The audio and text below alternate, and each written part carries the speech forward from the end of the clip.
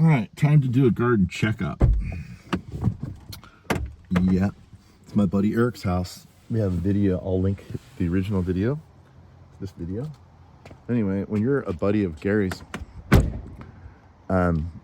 somehow people are emboldened to call me constantly.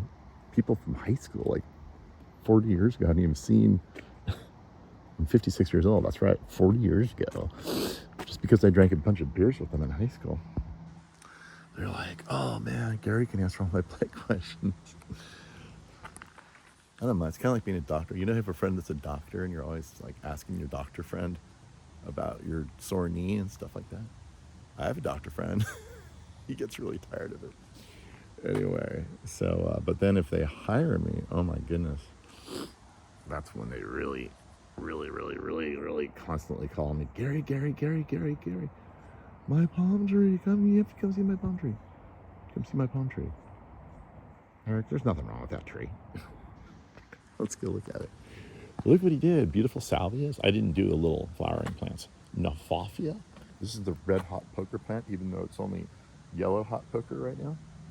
They come in oranges, reds, pinks, and yellow. But what a great combo. Look at this combo of color. This is in September.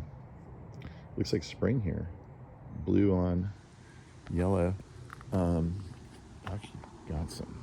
I'm gonna wake up Eric. He's probably sleeping. I told him I was gonna be here. I told him a week ago and I texted him. This is the other thing that happens if you're Gary's buddy. Can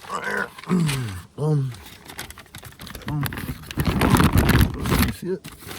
No, can't see it. Tons of peppers and avocados. Gonna keep my friends happily fed. Look, you got a new mailbox too. All right, let's take a look. Oh, look, this is gonna be nice. We planted some ficus pumila on the wall. That's related to the fig that you eat. Oh, I'm gonna have to yell at him. Oh, look, he's allowing this weedy grass to grow in his wall. That's gonna take over the whole garden. Look, see that? That's a seed pod right there. It's gonna take over the whole thing. Look, here's my car's stripes. That's the one I named after my wife. Thornless agave. Come on down and get some. Golden Gate Palms, Richmond, California. 425 Cutting Boulevard. Just do the walk the plank kind of story. Maybe I should look at it while he continues to get his baby sleep. Look at the new growth on the king palms. Awesome, huh? Look at that, so pretty. I just love it when they come out in a spike. When I first learned about these trees, I was young. I was like, that's the coolest thing I've ever seen. It comes up like a stick, and then it just magically opens. And then this strand right here holds everything together, and it's actually connected to this top piece right here. And then eventually they give up, but you can pull them off. It's kind of a nervous habit. If you go in this direction, they'll come off, mostly come off like in a line. Isn't that pretty? I used to be so anxious about wanting new fronds on my king palms. I'd come out and try to unfurl this thing when I was a kid. But look at how pretty they are when they first come out. We're in a pretty good habitat right here. This is Oakland Hills. I did this garden across the street many years ago with a friend of mine. My buddy David. I put that tree in with my crane, and then I had a big multi-trunk Mediterranean we put in, and a bunch of other stuff. But Eric bought this house many years after I did that, and but anyway, these things are so much fun. Oh look, it's attached. So isn't that pretty? But yeah, we're up above in the Oakland Hills. This should be a really good zone because these king palms don't like to be on the ocean breezes, because these fronds are not really designed for, that sort of abuse. They're from a rainforest where there's hardly any wind, all protected by other trees. But look, I planted these just bitchin'. These are the nicest ones around. Really fat trunk king palms here. Look, he's got some plumbago down there he planted. He came back to the nursery and bought a bunch of ground covers. I just didn't have time to design the whole thing, so we hired somebody. They did a good job though. It looks really good. They have let's see, that's a Nepeta catmint. Then you've got your Gulf Stream Nandina. Here's a giant bird of paradise that I put in.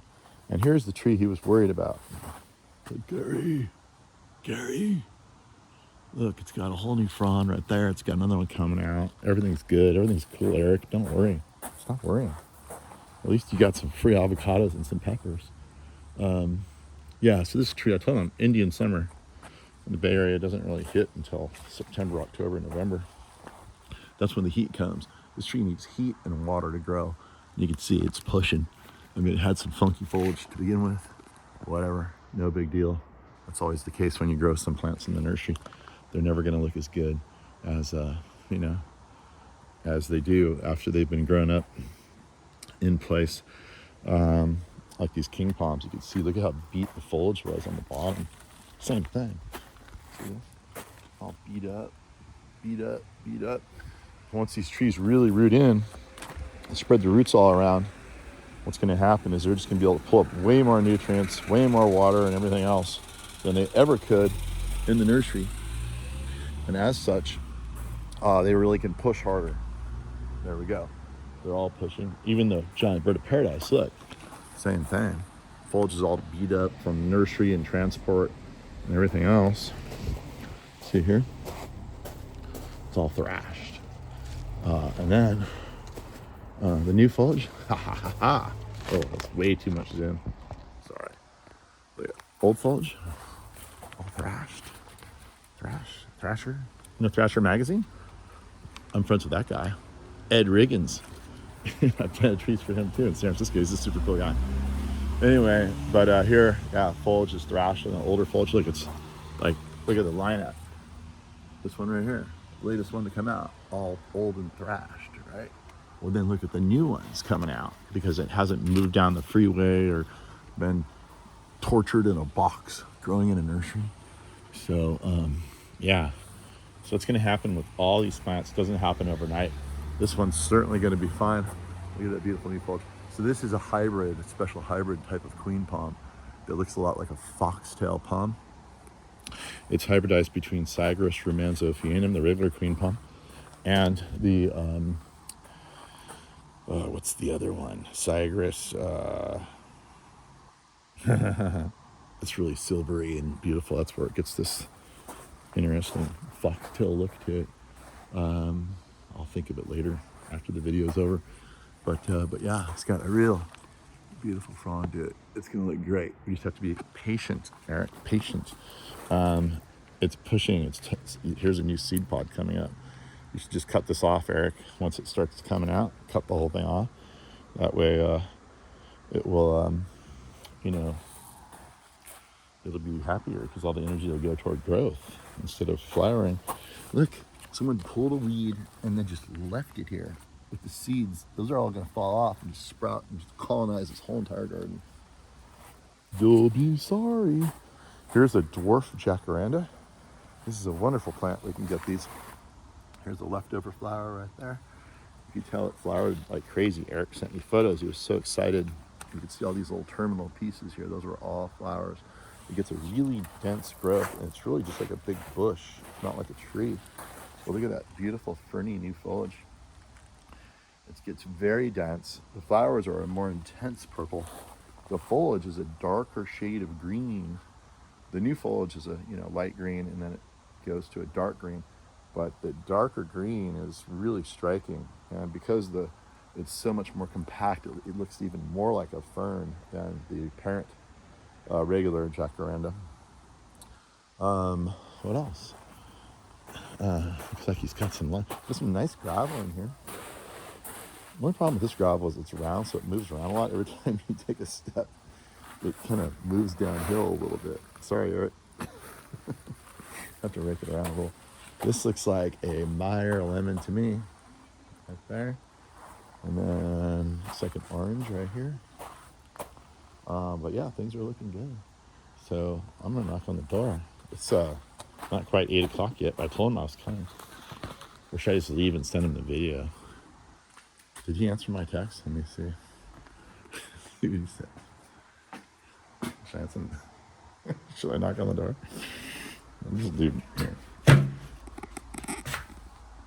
There. Okay. I'm not gonna bug him. There's nothing wrong here. You can watch the video.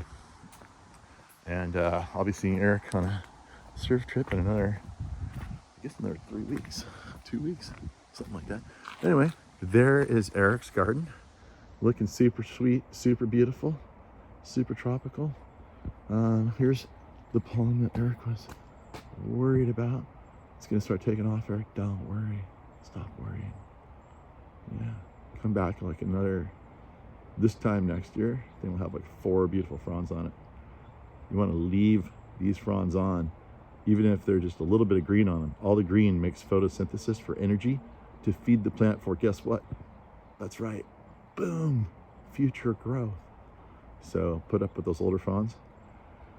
You probably get, I bet you by Christmas you get maybe, got the new one there, got the spike coming up, maybe one more after that, 3, and then next year you get 3 or 4 more, and then it's all gravy, baby.